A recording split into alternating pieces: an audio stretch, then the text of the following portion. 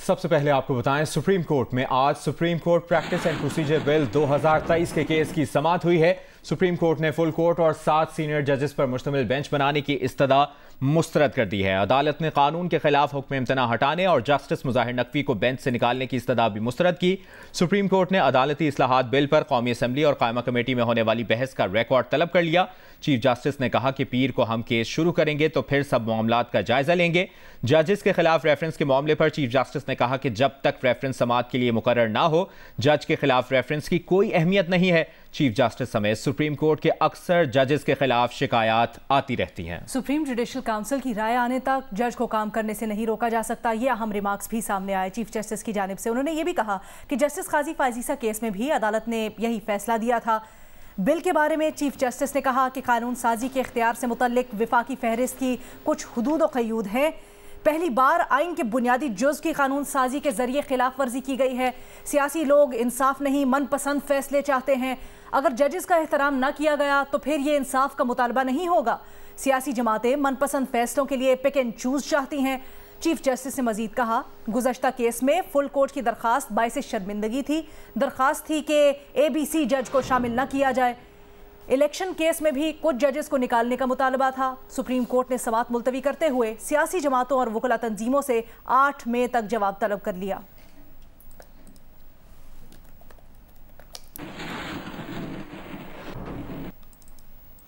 और यहाँ पर अहम खबर यह भी कि रजिस्ट्रार सुप्रीम कोर्ट ने स्पीकर कौमी असम्बली राजा परवेज अशरफ को खत लिखकर कौमी असम्बली के इजलास की कार्रवाई का रिकॉर्ड मांग लिया है। इस बारे में मजीद तफसीलात जानते हैं अपनी नुमाइंदा मरियम नवाज से। मरियम, कहेगा रजिस्ट्रार सुप्रीम कोर्ट का ये खत सुप्रीम कोर्ट की आज की कार्रवाई का नतीजा है या राजा परवेज अशरफ के रजिस्ट्रार को खत का जवाबुल जवाब है? जी, जो राजा परवेज अशरफ ने जो है वो सुप्रीम कोर्ट के चीफ जस्टिस और उसके अलावा साथी जजेस को जो खत लिखा था, ये उसका जवाबुल जवाब है। और जो स्पीकर कौमी असम्बली ने खत में सुप्रीम कोर्ट की पार्लियामेंट में मुदाखलत का जिक्र किया था, उसके हवाले से रजिस्ट्रार सुप्रीम कोर्ट ने अदालती मुदाखलत से मुतालिक स्पीकर कौमी असम्बली से रिकॉर्ड तलब किया है। हमारे जराये ये बताते हैं कि रजिस्ट्रार सुप्रीम कोर्ट ने स्पीकर कौमी असम्बली राजा परवेज अशरफ को जवाबी खत में ये कहा है कि कौमी असम्बली के जो इजलास है उनकी कार्रवाई का रिकॉर्ड जो है वो सुप्रीम कोर्ट को फराहम किया जाए। उसके साथ ही रजिस्ट्रार ऑफिस ने कौमी असम्बली के 5 इजलासों की कार्रवाई का रिकॉर्ड तहरीरी तौर पर मांगा है।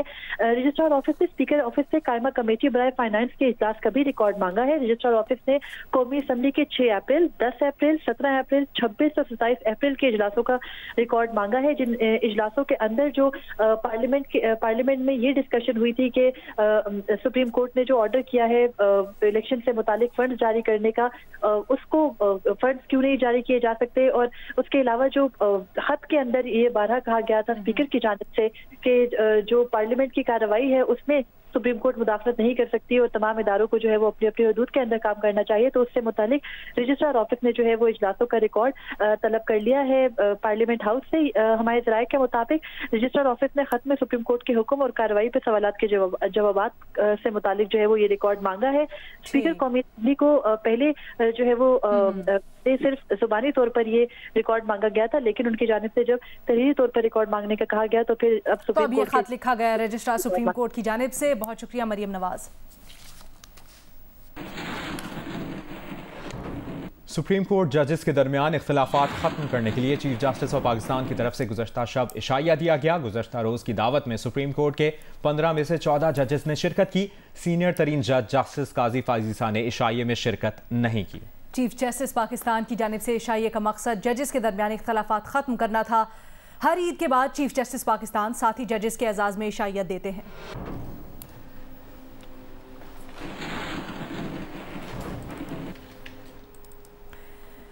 लाहौर हाई कोर्ट ने इमरान खान को तफ्तीश के लिए पुलिस के सामने पेश होने का हुक्म दे दिया है। इमरान खान सख्त सिक्योरिटी में आज लाहौर हाई कोर्ट पहुंचे। पेशी के बाद अदालत ने कहा इमरान खान जुमे को 2 बजे शामिल तफ्तीश हों। तफ्तीश की रिपोर्ट 8 मई को दी जाए। जस्टिस तारिक सलीम शेख ने कहा कि इमरान खान की तफ्तीशी अफसर के सामने पेशी लाजमी है। जस्टिस आलिया नीलम ने कहा कि इमरान खान खुद तक पहुंचने नहीं देते, जिस पर सम में रुकावट डालने की FIR होती है। दौरान समाअत इमरान खान रोस्ट्रम पर आए और अदालत से कहा कि उन्हें वज़ीराबाद में कत्ल करने की कोशिश की गई, जिसकी मालूमात उन्हें पहले से थी। इस्लामाबाद में मारने की कोशिश की गई और अब उनके कत्ल की तीसरी कोशिश भी होनी है। वो मुकदमात से भाग नहीं रहे, लेकिन एक्सपोजर कम होना चाहिए, जिस पर जस्टिस अली बाकिर नचवी ने कहा कि आपको अदालत से मुतमईन रहना चाहिए।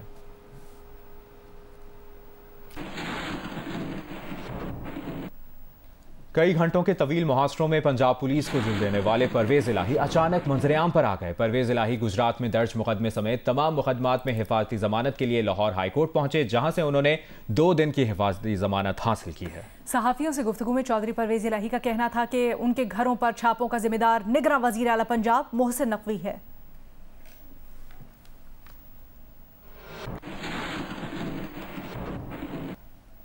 एंटी करप्शन टीम साबिक वजीर आला पंजाब उस्मान बुज़दार की गिरफ्तारी के लिए जामिया पंजाब पहुंच गई है। इसकी तफसील जानते हैं नुमाइंदा जियो न्यूज़ मियां आबिद से। मियां, किस मामले से मुताल्लिक उस्मान बुज़दार की गिरफ्तारी के लिए anti corruption team Jamia Punjab पहुंची?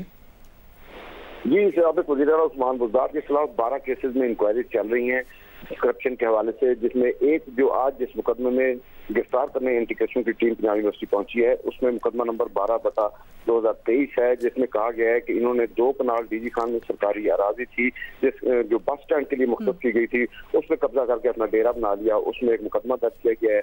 जो आज इन्हें इतला मिली थी कि उस्मान बुज़दार जो है पंजाब यूनिवर्सिटी के रेस्ट हाउस में छुपे हुए हैं, तो वहाँ पहुंची है टीम, लेकिन अभी तक उनकी गिरफ्तारी अमल में नहीं आ सकी। अच्छा, ये बताइएगा कि इस वक्त भी उनकी तलाश के लिए जारी? जी, उस्मान बुज़दार की गिरफ्तारी के लिए टीमें छापे मार रही हैं और खुफिया ज़राए से भी मालूमात दी जा रही हैं। आज ही जैसे इतला मिली कि पंजाब यूनिवर्सिटी के रेस्ट हाउस में। और पंजाब यूनिवर्सिटी में क्यों है वो? पंजाब यूनिवर्सिटी में उनके कुछ दोस्त थे, वहाँ उन्होंने जो यूनिवर्सिटी के मुलाजिम है वहाँ उनके पास गए हुए थे और वहाँ रह रहे थे। उनके पास तो रेस्ट हाउस में उन्होंने कमरा लिया हुआ था, तो वहाँ पे टीम में जो है वो पंजाब यूनिवर्सिटी के रेस्ट हाउस में क़याम पजीर हैं उस्मान बुज़दार, जिनकी गिरफ्तारी के लिए एंटी करप्शन टीम यहाँ पहुंची। जी बिल्कुल ऐसे ही है, क्योंकि उनको इतला यही मिली थी कि रेस्ट हाउस में किसी प्रोफेसर के साथ मिलकर उन्होंने एक कमरा जो है वो बुक कराया हुआ है और वहाँ पे रिहाइश पजीर हैं, लेकिन अभी तक वो उस्मान बुज़दार सामने नहीं है। इतला गलत भी हो सकती है, लेकिन टीम ने चारों तरफों से रेस्ट हाउस को घेरा हुआ है। अच्छा, और इसी केस में उन्होंने जमानत भी तो करवा रखी थी कुछ रोज पहले, वो क्या मनसूख हो गई हुई है या वो उसकी मियाद खत्म हो गई है? जी, इनकी जो जमानत थी वो 12 केसेस में इनकी इंक्वायरी चल रही है करप्शन केसेस की, तो उनमें हिफाजती जमानत इन्होंने मंजूर करवा रखी है, लेकिन ये जो FIR दर्ज हुई है इसमें उनकी जमानत नहीं है, जिसकी वजह से एंटी टीम। मियां आबिद, बहुत शुक्रिया। गाहे गाहे आपसे मुसलसल इसकी मजीद भी अपडेट्स लेते रहेंगे। हुकूमत तहरीक इंसाफ में इलेक्शन की तारीख पर मुज़ाकरात का एक और राउंड आज होगा। वज़ीर दाखिला राना सनाउल्लाह कहते हैं कि मुज़ाकरात में 2 तजावीज़ रखी हैं। पहली तजवीज़ ये कि IMF माहिदा फाइनल होना चाहिए। दूसरी बात ये रखी गई है कि बजट निगरां हुकूमत की बजाय मौजूदा हुकूमत को पेश करने दिया जाए। ये भी कहा कि दोनों बातें मान ली जाएं तो हफ्ता भर पहले असेंबलियों को तोड़ने की क्या ज़रूरत है।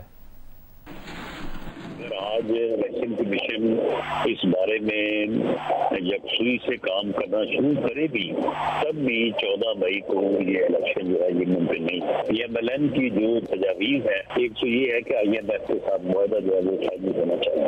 दूसरा ये है कि बजट जो है यही हुकूमत जो कि इस वक्त IMF के साथ मुआहदा कर रही है, जो चीजें उनके साथ तय हुई है, तो ये बड़ा जरूरी है कि बजट जो है उसके मुताबिक दिया जाए।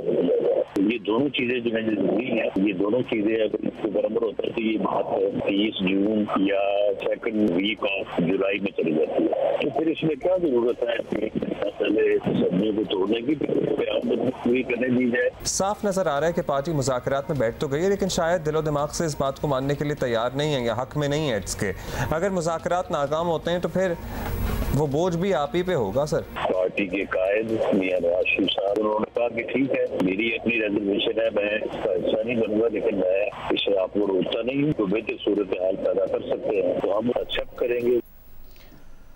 PTI के सेक्रेटरी जनरल असद उमर ने कहा है कि अगर हुकूमत एक दिन इलेक्शन चाहती है तो इमरान खान ने ये मौका दे दिया है। इस्लामाबाद में गुफ्तगू करते हुए असद उमर ने कहा कि हुकूमत जून, जुलाई और अगस्त की क्या बातें कर रही है, एक साथ इलेक्शन का ये आखिरी मौका है। ये सारी बहस क्या करते रहे? ये सारी बहस ये करते रहे कि एक दिन में सारे मुल्क के अंदर इलेक्शन होना चाहिए, तो इमरान खान ने इनको मौका दे दिया, एक दिन में इलेक्शन करा लें। अब ये जून और जुलाई और ये अगस्त की क्या बातें हो रही हैं? भाई, अगर आप एक दिन में इलेक्शन कराना चाहते हैं, कोई आपको शक नहीं है कि आइन कहता है कि फौरी तौर पर इलेक्शन कराया जाए, तो आज के इजलास में आए, मुज़ाकराती इजलास में शाह महमूद कुरैशी साहब को और बाकी हमारी जो टीम है उनको एक पर्चा दें कि ये देखें जी हम मान गए, आए अदालत के अंदर जाके जमा कराते हैं, कल हम असम्बलियाँ तहलील करते हैं और इलेक्शन का ऐलान करते हैं। इससे ज़्यादा कोई मुश्किल बात है नहीं। अगर ये आखिरी मौका भी ज़ाया किया तो मुल्क का तो नुकसान है ही है। मुझे ये यकीन है कि जो सियासी पार्टियाँ इस वक्त हुकूमती इत्तेहाद में बैठी हुई हैं, इनका भी नुकसान होने जा रहा है। सिंध असम्बली का इजलास बर वक्त शुरू न होने पर अपोजिशन अरकान ने एहतजाज किया और वो स्पीकर के चेंबर में दाखिल हो गए। इसकी तफसील जानते हैं Geo News Karachi bureau chief Fahim Siddiqui से। फ़हीम, क्या डिटेल्स हैं आपके पास? जी, आज सिंध असम्बली का इजलास जो है वो आज मेंबर प्राइवेट डे है और 2 बजे उसका टाइम था कि 2 बजे इजलास शुरू होना था, लेकिन इस वक्त 3:40 हो चुके हैं, लेकिन अभी तक इजलास शुरू नहीं हो सका है। अब से कुछ देर पहले अपोजिशन अरकान ने इस पर शदीद एहतजाज किया है। उन्होंने अपनी डेस्कों से खड़े होकर जो है वो एजेंडे की कॉपियों से दस्तें बजानी शुरू कर दी। ताखीर की वजह क्या बताई जा रही है सिद्दीकी साहब?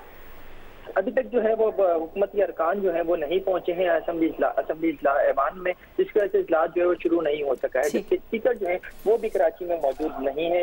और अगेन जो अपोजिशन अरकान असम्बली है वो अंदर दाखिल हुए थे, स्पीकर के चैम्बर में गए थे, लेकिन अब वापस आ चुके हैं। और पिछले 1.5 घंटे से असम्बली में घंटियां बजाई जा रही हैं। बहुत शुक्रिया फ़हीम अहमद सिद्दीकी, ब्यूरो चीफ कराची हमारे साथ मौजूद है, तफसीलात से आगाह करें।